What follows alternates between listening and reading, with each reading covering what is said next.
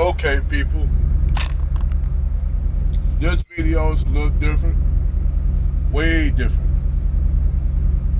But what I'm gonna talk about is what if the Mongols, Tulaluk, would have conquered the Mamluk Sultanate, and what if those two battles that the Mongols had with the Mamluks would have turned out different, where the Mongols would have won. Which the Mongols could have won, but the thing is, they didn't have the forces, and they only had 10,000 men in a garrison in Syria. So, what if that battle? What if I think one of the Khans died. I don't know if it's Kabul Khan. It was a Khan after him. Kabul Khan. I can't remember the Khan that died. The Mongol Khan that died. But you had what you call the Mongol Empire was split up into 4 cognates.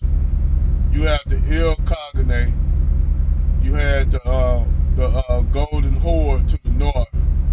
The Il Cognate were basically a whole bunch of Mongols mixed with Turkic tribes, which basically the same damn people when you really want to be honest. But you had them mixed with Turkic,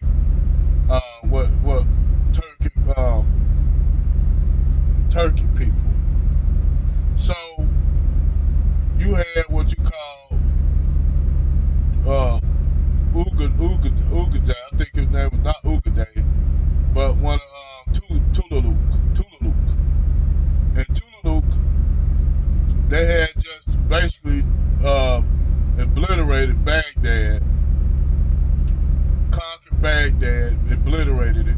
All due to the fact is that the Mongols, when they seen your envoy, what happened is these leaders so foolish that they kill the envoys because they see the envoys as a threat. And a lot of times that's how back then they operated. Back then diplomacy really didn't exist.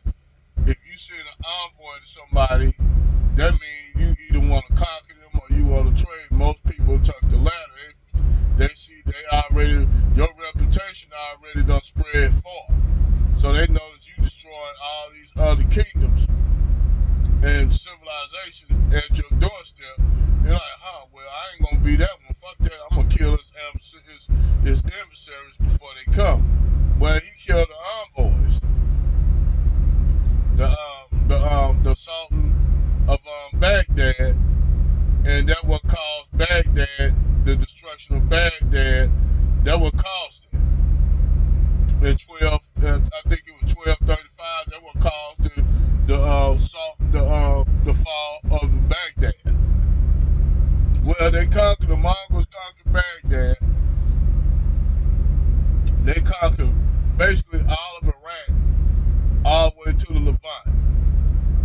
So they knew they was gonna come in conflict with not only you still had Crusader castles on the coast, but still, controlled by the Franks.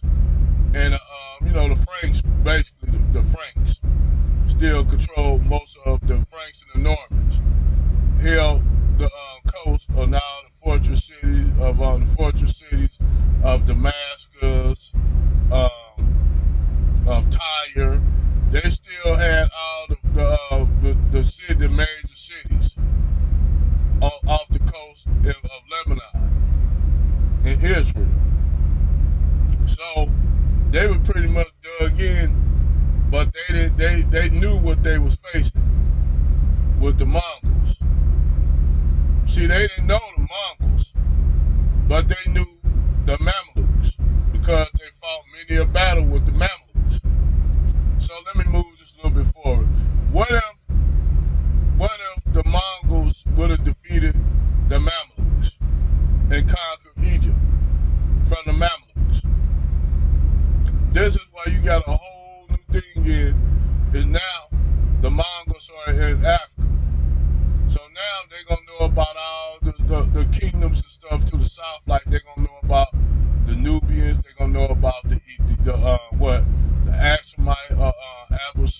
know about all those kingdoms in sub-Saharan Africa. But would it been the same kind of reaction to the Mongol horde that the Arabs and Europeans and other groups in Asians fought? Or would it have more, they will use more diplomatic ways of dealing with the Mongols? Most likely Africans will use a lot of diplomacy. And the reason why Africans will use a lot of diplomacy, because Africans, they really want no motherfuckers that really want to fight a war and shit. They really want to find out what you're coming for, what you want. They'll sit down. If the Mongols would have sent emissaries to them, they would have sent them emissaries down and talk to them and see what they want before they just go. That's how black people operate in Africa or over here. Black people operate like that. We don't say, oh, we're gonna kill the envoys because we're gonna sit down and have a conversation with them, see what they want, what's on their mind. And once we see what's on their mind, what they're looking for, whether it's agreeable or not, we'll draw our decision what we're gonna do then. So most likely, if the Mongols would have came in contact with sub-Saharan Africa, it wouldn't been no big slaughter fest down in sub-Saharan Africa, because it never was like that. Whether it be in Nubia, it never was like that. We willing to talk and see what you want. If it's something that both of us agreed on, where we gonna prosper from it, I think it would have been different with Africans and Mongols if they would have came in contact with Africa. I think the relationship would have been completely different. Like it is with China. It's completely different. You know, we have trade with China, you know, come in. We'll make deals, bilateral deals with the Mongols. You know, if African nations are prospering from the Mongols being there, shit, you know, they'll do marriage arrangements and shit like that, where you'll have Mongols would have been marrying Mongol Khans and shit, and then therefore you'll have African DNA blood in the Mongols.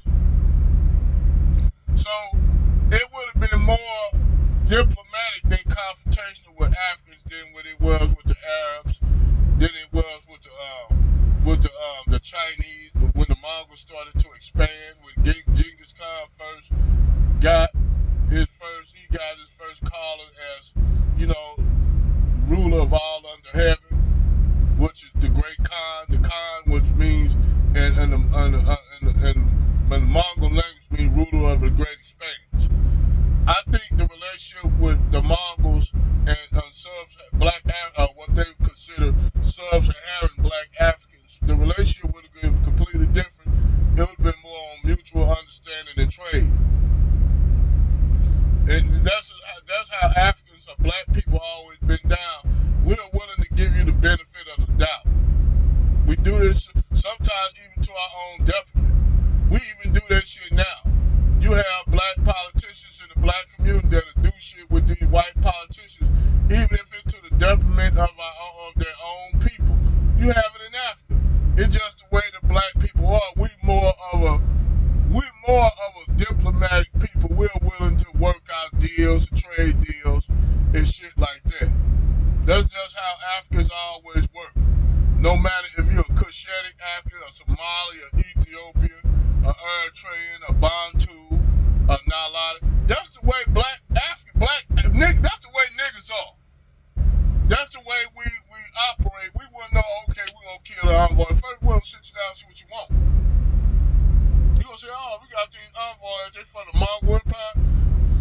They said they conquered everything in Asia and parts of Eastern Europe and shit and the Middle East. Oh, they did? Oh, fuck, let's sit them down right here and see what they want. That's how black people are today. That's how we are today. We're going to sit up there and listen, go get a dialogue and understand to see where you're coming from. And once we understand where you're coming from, we'll know how to move. Now, niggas ain't been operating like this in a long time, but that's how we used to do. So now we can't be the same way we used to be. We got to be completely different. But back then, that's how we used to operate. That's how, no matter if you was African, over there in Africa, black people in the Caribbean, Anywhere black people, that's how we operate. We ain't no motherfucker. We gonna kill the envoys and that's that. Chop their heads up and put them on the goddamn heads on the stake as a message to the Mongols. We ain't do shit like that or any other body. We just okay. We don't worry about the shit what they talking about. And that's how that kept a lot. Even though it was to the detriment of Africans, but back then it was very diplomatic how we did shit, cause times were different. But that's my perspective on how the Mongols, if they would have came into contact with Africans after the fall of the Mamluks. I think that's how Africans would deal with it, and black people would deal with shit. We just more diplomatic people. Sometimes I think we too diplomatic and it's to our own detriment. That's why you got the situation in Niger where they gotta actually do shit to kick the France out and take control of their situation. And basically, what I see what they doing in West Africa with the president of what they did in Nigeria, to me was the right thing to do.